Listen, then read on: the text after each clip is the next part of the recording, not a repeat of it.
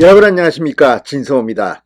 한동훈 법무부 장관이 이재명 민주당 대표에 대해서 한방 날렸습니다.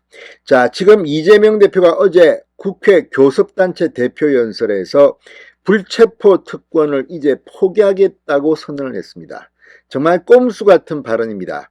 자, 그동안 이재명에 대해서 대장동 그리고 수원FC 후원금 의혹, 이 배임죄, 뇌물죄에 대한 구속영장이 청구됐는데 국회에서 체포동의안을 부결시켰습니다. 그래서 지금 불구속 기소돼서 재판을 받고 있습니다. 자, 그렇다면 지금 이재명은 나머지 혐의는 어떻게 될까요? 자, 일부에서는 지금 이재명이 꼼수를 썼다는 이유가 이제 총선이 10달도 남지 않았고 만약 다음에 이재명에 대한 구속영장이 청구된다면 불체포 특권, 그러니까 국회 표결에서 이재명 대표의 이 체포동의안이 가결될 가능성이 높으니까 이렇게 한 게 아니냐. 또 대장동과 수원FC 의혹 등 큰 건은 이미 다 끝났다. 그래서 이 백현동, 정자동, 또 대북 송금 의혹 이런 것들로는 구속되기 어려울 거라는 그런 전망도 내놓고 있습니다. 그렇지만 과연 그럴까요? 자, 이재명 대표에 대해서 한동훈 장관이 일격을 가했습니다. 어제 불체포 특권 포기 발언에 대해서 중요한 건 말이 아니라 실천이라고 했습니다. 왜 그럴까요? 이재명은 그전에도 불체포 특권을 포기하겠다고 말을 했습니다. 그런데 실천에 옮기지 않았습니다. 이번에는 어떻게 될까요? 자, 지금 중요한 것은 그러면 이재명을 구속시킬 만한 사안이 있느냐는 겁니다. 지금 서울중앙지검이 이재명의 대장동 등을 수사했습니다. 그런데 이번에는 엉뚱한 곳에서 이재명을 구속시킬 가능성이 제기되고 있습니다. 바로 이화영 전 경기도 평화부지사와 관련된 쌍방울 대북 송금 의혹, 그리고 정자동 호텔이 어쩌면 구속시키기에는 안성맞춤이라는 말도 나옵니다. 지금 서울중앙지검이 백현동 사건도 수사하고 있지만 이 사건과 관련해서 지금 구속영장도 신청하고 다른 혐의자에서는 그렇게 하고 있지만 이재명까지 끌고 오는 데는 지금 중앙지검이 대장동 등을 수사하고 있기 때문에 조금 너무 일이 과중된다. 그런데 의외로 수원지검의 쌍방울 대북 송금 의혹이라든지 또 수원지검 성남지청의 정자동 수사가 어쩌면 가장 작은 곳 성남지청에서 이재명을 구속시킬 수 있을지 모른다는 그런 분석이 나오고 있습니다. 이재명에 대한 구속영장 어차피 칠 겁니다. 왜? 너무 이재명은 지금 수사받고 있는 게 많습니다. 이 중 하나만 터져도 이재명이 불체포 특권을 포기하겠다고 했으니까 먼저 가야죠. 그렇지만 이재명이 그때도 아니야 이거 회기 중이니까 이거 불체포 특권 포기 못해 이렇게 나올지도 모릅니다. 그래서 한동훈 장관의 이 말이 지금 이재명의 패부를 찌르는지도 모르겠습니다. 진성호의 융단 폭격 시작합니다. 이재명 민주당 대표를 융단 폭격합니다. 방송에 앞서 아직 진성호 방송에 구독자가 아니신 분은 붉은색 구독 버튼 눌러주십시오. 더 좋은 방송으로 보답하겠습니다.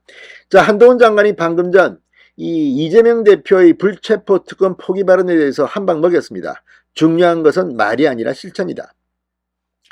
자, 한동훈 장관은 국회에서 기자들과 만나 이재명 대표가 불체포 특권을 행사하지 않겠다고 지난 대선 때를 비롯해 여러 차례 공개적 약속을 하셨고 그럼에도 불구하고 본인 사건을 포함해 민주당 사건에 대해 네 번에 걸쳐 실제로 방탄을 하셨다. 충격 과거를 폭로한 겁니다. 말만 불체포 특권 포기지 그동안 민주당의 노웅래, 이성만, 윤관석, 이재명까지 4명이 4번이나 불체포 특권 포기 안 했습니다.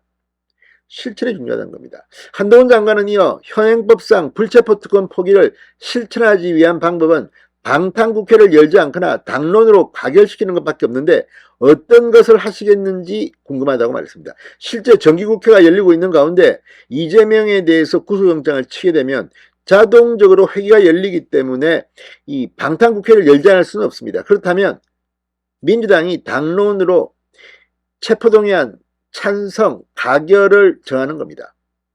그래서 표결해서 가결시키고 법원에 가서 구속영장 심사를 받는 수밖에 없습니다.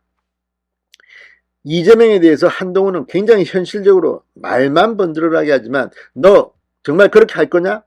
실제 이재명 대표가 어제 그 약속을 지키려면 정기국회 중에 만약 구속영장이 청구되면 당론으로 가결시켜야 되는 겁니다. 자, 그러면서 한동훈은 한마디 더 했습니다. 이미 중요한 사건이 다 재판에 넘어가 있으므로 이제 와서 불체포 특권 포기를 밝힌 것이 늦었다는 비판에 대한 겁니다. 현재 본인에 대한 사건이 체포동의안 부결로 불구속 기소까지 되어 있는 상황에서 본인에 대해 새로운 범죄로 구속영장이 청구된다는 걸 스스로 가정하고 하신 말씀이다. 제가 거기서 더 드릴 말씀은 없다. 이렇게 말했습니다. 자, 그렇다면 새로운 범죄로 구속영장이 청구된다는 이 발언이 중요합니다. 어떤 게 있을까요? 자, 지금 이재명 대표 불체포 특권을 내려놓은 뒤 구속영장이 새로 청구될 게 몇 개 있습니다. 먼저 지금 서울중앙지검이 하고 있는 백현동입니다. 이 정자동 호텔 사건은 성남지청이 하고 있습니다. 또 쌍방울 대북 송금 의혹은 수원지검이 하고 있습니다. 자, 지금 법조계에서는 현재 검찰이 수사 중인 백현동, 정자동, 쌍방울, 대북송금 의혹에 대해서 이재명 대표가 연루된 사실이 확인된다면 이미 기소된 대장동 성남FC 후원금 의혹 못지않게 사안이 중요해서 구속영장이 청구될 가능성이 높다는 평가가 나오고 있습니다. 수사 속도가 문제일 따름입니다.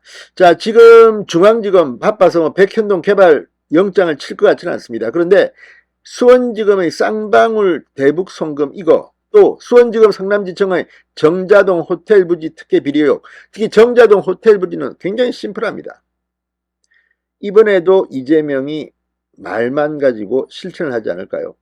아무튼 민주당은 지금 긴장하고 있습니다. 이제 한 번 더 이재명에 대한 체포동의안이 국회로 오면 이번에도 부결시킬 수 있을까? 문제는 검찰의 의지에 달린 것 같습니다.